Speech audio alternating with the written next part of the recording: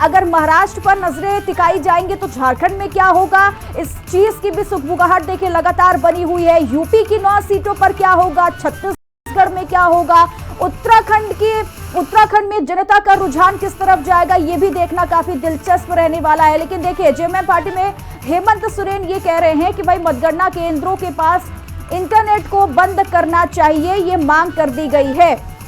तो एक और बड़ी जानकारी हम आपको बता दें, महाराष्ट्र से लेकर झारखंड काउंटिंग का काउंटडाउन देखिए थोड़ी ही देर में शुरू होने वाला है और उसके बाद जनता का रुझान किस तरफ होगा ये भी देखा जाएगा, जनता का मैंडेट किस तरफ होगा ये भी देखा जाएगा।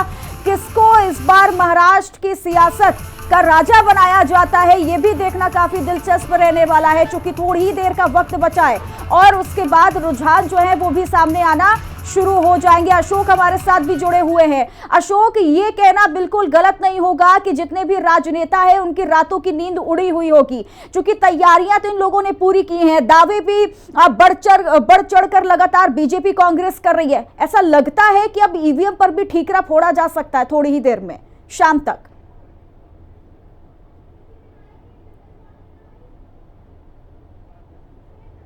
देखिए, ईवीएम की अगर बात की जाए तो अगर हम मुख्य विपक्षी दल की बात करें यानी कि कांग्रेस हमेशा से ही सरकार पर यह आरोप लगाती आई है कि सरकारी मशीनरी का दुरुपयोग किया जा सकता है। अगर सरकारी मशीनरी का दुरुपयोग नहीं किया जाता तो निश्चित तौर पर कांग्रेस इस बात का दावा कर रही है कि यह सीट एक बार फिर से हमारे पाले में आएगी। देखिए, जैसे मैं पहले भी बता रहा था चित्रा कि जब से उत्तराखंड राज्य का गठन हुआ है इसमें दोनों ही प्रमुख दलों ने, बीजेपी और कांग्रेस ने की जो सीटें हैं वो रही हैं। अन्य चाहे निर्दलीय की बात हो या फिर किसी और विपक्षी दल की बात की जाए तो उस पर अभी तक किसी का भी कब्जा इस पर नहीं रहा। सबसे पहले अगर बात की जाए तो 2002 में या फिर 2007 के विधानसभा चुनाव में भाजपा के पाले में ये सीट रही और 2012 में जब विधानसभा चुनाव होते हैं कांग्रेस ने भाजपा के इस मिथक को तोड़ा। सबसे पहले जब शुरुआत में अगर बात की जाए तो 2002 की हो या फिर 2007 की, आशा नोटियाल जो इस बार की प्रत्याशी हैं वो उन्होंने 2002 में और 7 में जीत दर्ज की और इस बार भी जिस तरीके से जनता के बीच में जाने का काम किया गया है, जनता के प्रमुख मुद्दों को उठाने का काम किया गया है, दोनों ही प्रमुख दलों की ओर से बड़े बड़े दावे, बड़े बड़ी बातें कही गई हैं।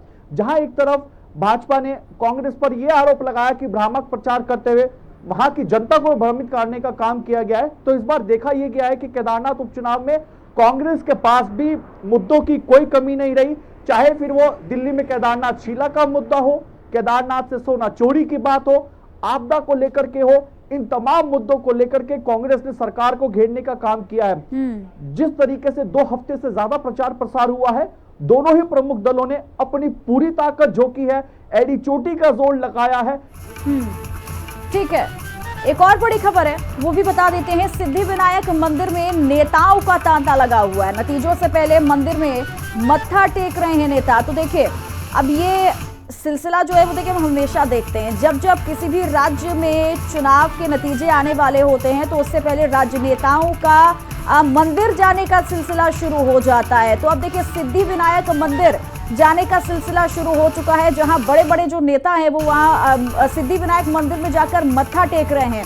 महाराष्ट्र की सियासत भी देखिए इस बार बेहद दिलचस्प है, क्योंकि इससे पहले की अगर हम बात करते हैं तो हमने देखा कि किस तरीके से अजीत पवार की पार्टी रही हो, शरद पवार की पार्टी रही हो या फिर एकनाथ शिंदे, उद्धव ठाकरे जब एक साथ नजर आते थे, लेकिन इस बार सब अलग अलग। इस बार असली और नकली की लड़ाई भी लड़ी जा रही है। पवार वर्सेस पवार की लड़ाई हो चुकी है तो शिंदे गुट की भी लड़ाई हो चुकी है कि भाई शिंदे गुट कौन सा असली है। तो इस बार ये भी देखना काफी दिलचस्प रहेगा, क्योंकि एग्जिट पोल जब आए, और ये तस्वीर भी हम आपको सिद्धिविनायक मंदिर से जल्दी से दिखा देते हैं कि वहां पर किस तरीके से पूजा प्रार्थना जो है वो लगातार की जा रही है। मंदिर की तस्वीर भी अब आने लगी है, हर उस जगह की तस्वीरें आ रही है जहां पर राजनेताओं के जाने का सिलसिला शुरू हो चुका है। तो सिद्धिविनायक बेहद प्रसिद्ध ये मंदिर है, जहां पर बड़े बड़े नेताओं को आपने जाते हुए देखा है। जब आज की बात तो बेहद अलग है, जब थोड़ी ही देर में काउंटिंग शुरू हो जाएगी, रुझान आना शुरू हो जाएगा और ये पता लगेगा कि इस बार जनता का मैंडेट किस तरफ जा रहा है, जनता किसे सियासत का राजा बनाने के लिए उत्सुक थी। क्या वाकई में इस बार मूड बदला है जनता का, ये देखना काफी दिलचस्प रहने वाला है। लेकिन ये तस्वीर भी हम आपको सिद्धिविनायक मंदिर के दिखा रहे हैं, जहां से बड़ी खबर सामने आई है कि बड़े बड़े जो नेता हैं वो इस मंदिर में पहुंच रहे हैं और गणपति बप्पा के सामने मत्था टेक रहे हैं। और चंडीगढ़ से अमित हमारे साथ जुड़े हुए, चूंकि वहां पर भी देखिए आज उपचुनाव के नतीजे आने वाले हैं। अमित, चंडीगढ़ की बात करते हैं तो वहां पर आप क्या देख पा रहे हैं, किस तरीके की हलचल बनी हुई है, राज्य नेताओं का क्या कुछ कहना है और काउंटिंग सेंटर्स पर क्या तैयारी चल रही है? आज ये देखिए, सीधे तौर पे बात करें कि पंजाब में हम कह सकते हैं कि 4 जगहों पे बाय इलेक्शन है, जिसमें हम सीधे तौर पे बात कर सकते हैं कि अगर पिछली बार से कंपेयर करें तो 4 में से 3 सीटें पिछली बार हम कह सकते हैं कांग्रेस की थी और 1 सीट हम कह सकते हैं कि आम आदमी पार्टी के पास थी। और अब हम कह सकते हैं यही कोशिश की जा रही है आम आदमी पार्टी की तरफ से कि जो 4 की 4 सीटें वापस उन्हें कैप्चर की जाए। इसमें अगर बात कर लें कि पिछली बार से बरनाला, जहां से हम कह सकते हैं कि पूर्व मंत्री गुरमीत मीत थे और जो अब MP बन चुके हैं, वो वाली सीट पे हम कह सकते हैं बाय इलेक्शंस कंडक्ट कराई जा रही है। वहीं हम कह सकते हैं डेरा बाबा नानक, चब्बेवाल और हम कह सकते हैं कि जो कहीं ना कहीं हम कह ये सीट्स हैं जो कहीं ना कहीं कांग्रेस के खेमे में थी, वो अब हम कह सकते हैं कांग्रेस अपने पास रिटेन करने की कोशिश करेगी। और दूसरी तरफ हम कह सकते हैं कि इन्हें वापस अपने अंडर लेने की कोशिश आम आदमी पार्टी करते हुए नजर आएगी। तीसरी सीट जो हम कह सकते हैं जो कांग्रेस के पास थी, वो गिद्दड़बाह की सीट है और वो इस बार हम कह सकते हैं काफी टफ फाइट और एक इंपॉर्टेंट सीट बनती हुई नजर आ रही है, क्योंकि वहां से पंजाब कांग्रेस के प्रधान राजा वड़िंग लगातार जीतते रहे हैं और कहीं ना कहीं गिद्दड़बाह आन बान की शान बनी हुई है उनके लिए और वो कोशिश करना चाहते हैं कि वो सीट कांग्रेस रिटेन कर ले, क्योंकि वहां से उनकी वाइफ अमृता वड़िंग खड़ी है और उनके पूरे सपोर्ट में वहां से लगातार हम कह सकते हैं कैंपेन करते हुए आए। तो अभी हम कह सकते हैं 1-3 का आंकड़ा, एक सीट पे जहां पहले हम कह सकते हैं आम आदमी पार्टी के पास थी और 3 सीटें कांग्रेस के पास थी। अब यही आंकड़ा आप देखना होगा कि क्या कांग्रेस रिटेन कर पाएगी या फिर हम कह सकते हैं कि आम आदमी पार्टी पंजाब में सरकार बनाने के फायदे के साथ हम कह सकते हैं इन चारों सीट पे क्लीन स्वीप कर जाएगी। और हमने देखा कि किस तरीके से सीएम अरविंद केजरीवाल हो या फिर माफ कीजिएगा अरविंद केजरीवाल हो या फिर सीएम भगवंत मान हो, किस तरीके से उन्होंने रैलियां करना शुरू किया था, उन तमाम फैक्टर्स का उन्होंने जिक्र किया था और ये सीधे तौर पर कह रहे थे कि भाई इस बार जो है वो बदलाव होना चाहिए। लेकिन क्या होगा ये तो देखिए आने वाला वक्त ही बताएगा। लेकिन निशा, मैं आपका रुख करूंगी, छत्तीसगढ़ की अगर बात करते हैं तो कहा जा रहा है सीएम विष्णुदेव साय की साख भी इस बार दांव पर लगी हुई है। उनकी मेहनत का फल कैसा नजर आने वाला है, ये सबसे बड़ी बात होगी।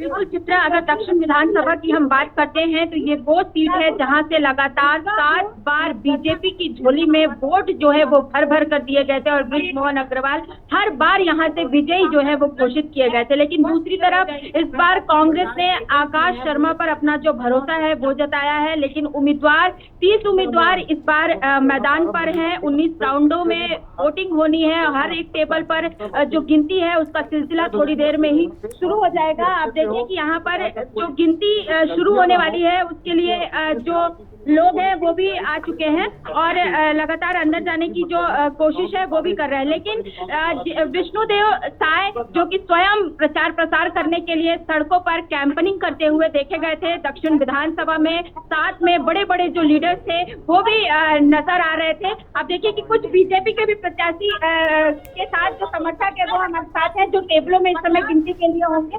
क्या तैयारियां और क्या लग रहा है?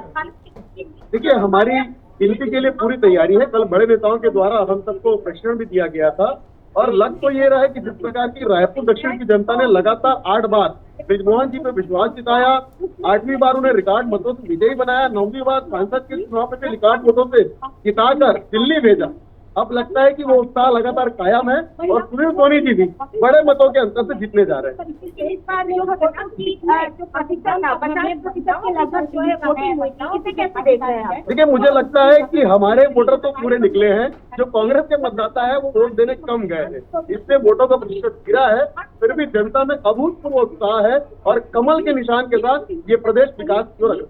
देखिए, वोटिंग का जो प्रतिशत है वो छत्तीसगढ़ में इस बार कम रहा था चित्रा। 50% के लगभग जो वोटिंग है वो इस बार हुई थी, लेकिन फिर भी बीजेपी इसे अपना उत्साह बना रही है, बता रही है और ये भी कह रही है कि जो उनके वोट है। निशा, नजर बना करके रखिएगा। फिलहाल यहाँ एक वक्त छोटे से ब्रेक का है और चुनाव सत्ता पर हमारी महा कवरेज लगातार जारी है।